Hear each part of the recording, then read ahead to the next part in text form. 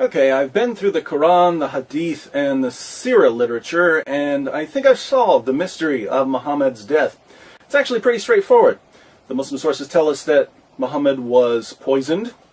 So to figure out who killed Muhammad, we just need to do a little profiling. The main difficulty we face is that lots of people wanted to kill Muhammad. The pagans wanted to kill him for conquering their cities, smashing their idols, slaughtering their men, raping their women, and enslaving their children. Jews wanted to kill him for seizing their land, destroying their communities, slaughtering their men, raping their women, and enslaving their children. Christians wanted to kill him for threatening to conquer them. Men wanted to kill him, women wanted to kill him, old people wanted to kill him, young people wanted to kill him. Muhammad made a lot of enemies.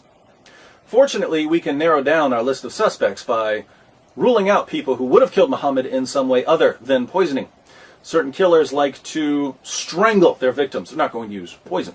Some people prefer knives. Some people set fires. Some people push their victims off cliffs. Interestingly, the Quran tells us how Allah would have killed Muhammad. We find Allah's MO, his preferred method of executing prophets, in Surah 69, verses 44 through 46. According to the Quran, if Muhammad were to invent a false revelation, if he were to make up verses of the Quran, Allah would kill him by severing his aorta. Let's look at 4 translations of verses 44 through 46, along with a commentary, so we can get a clear idea of what the passage is saying. The Haleli Khan translation reads, "And if he, Muhammad, had forged a false saying concerning us, we surely should have seized him by his right hand, or with power and might, and then certainly should have cut off his life artery." And in parentheses, the translators add, aorta.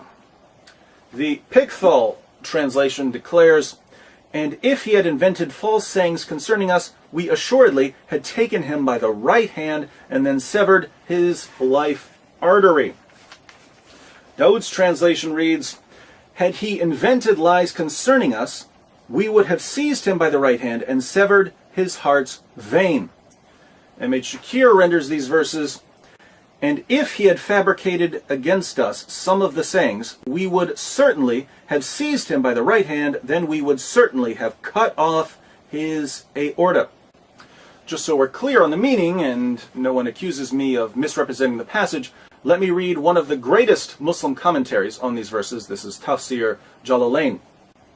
"And had he, namely the Prophet, fabricated any lies against us by communicating from us that which we have not said, we would have assuredly seized him. We would have exacted vengeance against him as punishment by the right hand, by our strength and power. Then we would have assuredly severed his life artery, the aorta of the heart, a vein that connects with it, and which, if severed, results in that person's death." So if Muhammad had been a false prophet and a liar and a deceiver, we know how Allah would have killed him. Allah would have cut his aorta. As long as no one severs Muhammad's aorta, then we can rule out Allah as a suspect. I didn't do it. Just because the blood was in my hand doesn't mean I stabbed the man. Now that we've got our strategy, let's turn to the Muslim sources so we can put together our profile. According to Sahih al-Bukhari, Sahih Muslim, and other texts, Muhammad was poisoned by a Jewish woman. Sahih al-Bukhari 26:17. A Jewess brought a poisoned cooked sheep for the Prophet, who ate from it. She was brought to the Prophet and was asked, "Shall we kill her?" He said, "No." Anas added, "I continued to see the effect of the poison on the palate of the mouth of Allah's Messenger." People could see the effect of the poison in Muhammad's mouth. The poison apparently disfigured his palate, making his mouth look strange. Sahih Muslim 54:30. A Jewess came to Allah's Messenger with poisoned mutton, and he took of what had been brought to him. When the effects of this poison were felt by him, he called for her and asked her about that, whereupon she said, "I had determined to kill you." Thereupon he said, "Allah will never give you the power to do it." Muhammad tells this woman, "Allah will never allow you to kill me." I guess Muhammad didn't know Allah very well, because the poison ultimately did kill him. In case you're wondering why this woman wanted to poison Muhammad, she tells us in Ibn Sa'd. The apostle of Allah sent for Zainab bint al-Harith, that's the woman who poisoned him, and said to her, "What induced you to do what you have done?" She replied, "You have done to my people what you have done.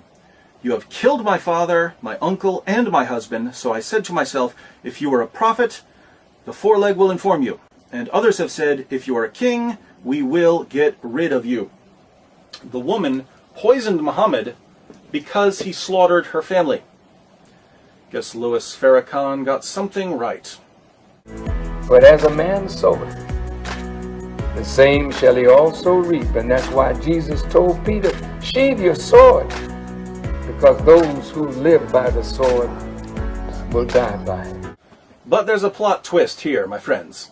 You see, Zainab didn't act alone. She had a co-conspirator, someone working behind the scenes, pulling the strings. Sahih Bukhari, 44:28. The Prophet, in his ailment in which he died, used to say, "O Aisha, I still feel the pain caused by the food I ate at Khaybar. And at this time, I feel as if my aorta is being cut from that poison."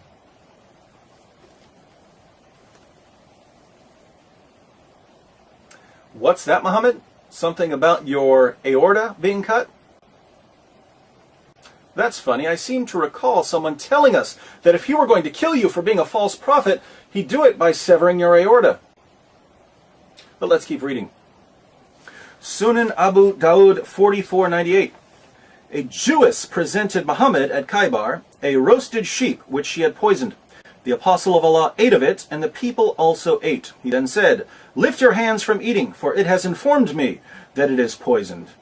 Bishr bin al-Bara bin Marur al-Ansari died. So he, the Prophet, sent for the Jewess and said to her, "What motivated you to do the work you have done?" She said, "If you were a prophet, it would not harm you. But if you were a king, I would rid the people of you." The apostle of Allah then ordered regarding her, and she was killed. He then said about the pain of which he died, "I continued to feel pain from the morsel which I had eaten at Khaybar.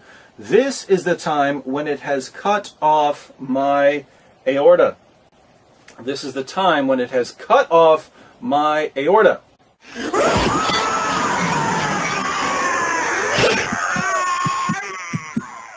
Didn't someone tell us in the Quran that he would kill Muhammad by cutting his aorta?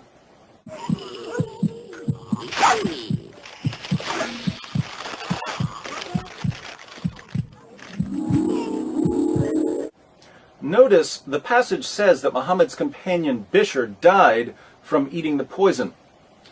Interestingly, before Bishr died, he told Muhammad that as soon as he put the lamb in his mouth, he could taste the poison. But he ate it anyway because he saw Muhammad eating it.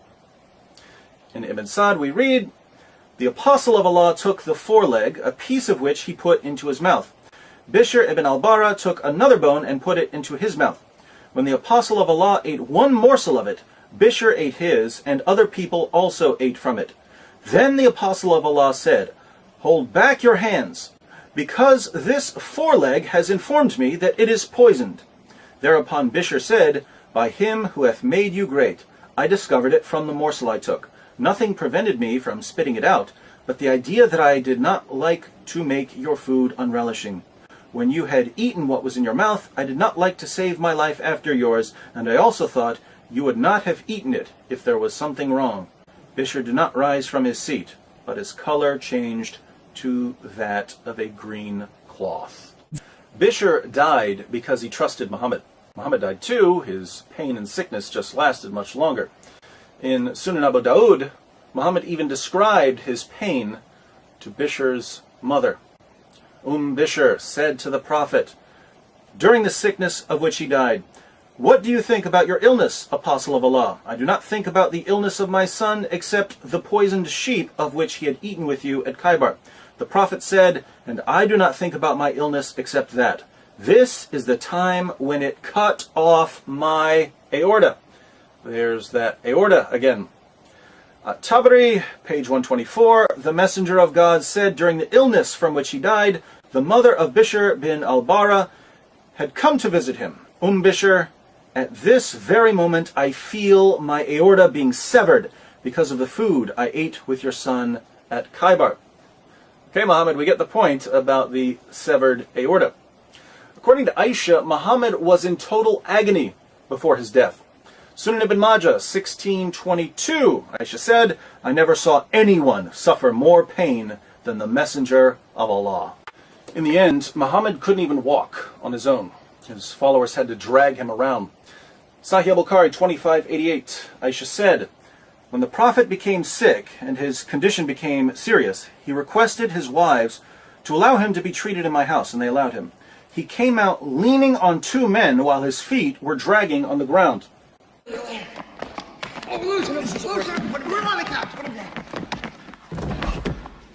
Now, since the Quran says that if Muhammad were a false prophet, Allah would sever his aorta, and Muhammad eventually admitted that he could feel his aorta being severed, you might think we have a pretty good reason to reject Muhammad and his religion.